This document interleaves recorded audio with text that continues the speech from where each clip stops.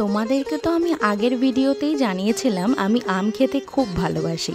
আর এই আমের মরশুমে একটু আমক্ষীর হবে না তাই কি হয় বলো। প্রথমে আমি আমক্ষীর বানানোর জন্য কিছুটা গোবিন্দভোগ চাল ভিজিয়ে ভালো করে কাপড়ে মুড়ে জল ঝরিয়ে মিক্সিতে খুব মিহি করে বেটে নিয়েছিলাম। এরপর আমি 1 লিটার দুধ নিয়েছি ক্ষীর বানানোর জন্য। দুধ গরম করার আগে আমের কিছুটা পাল্প আমি বানিয়ে নেব। এরপর দুধ জাল দেওয়ার জন্য বসিয়ে দিয়েছিলাম। দুধ কিছুটা ফুটে এলেই জাফরানের অল্প কিছুটা চালের গুঁড়ো দিয়ে ঘন ঘন নেড়ে যেতে হবে, যাতে কড়াইয়ে দুধ না লেগে যায়। দুধ কিছুটা ঘন হয়ে এলে আমের পাল্পটা দিয়ে দিতে হবে। আর হ্যাঁ, মিষ্টি জিনিসে একটু নুন দিলে এর স্বাদ আরও দ্বিগুণ হয়ে যায়। 1 লিটার দুধের জন্য আমি 150 গ্রাম চিনি ব্যবহার করেছিলাম।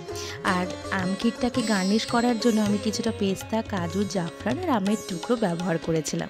সত্যি বলতে এই আমক্ষীরটা ফ্রিজে রেখে ঠান্ডা করে খেতে দারুণ লাগে।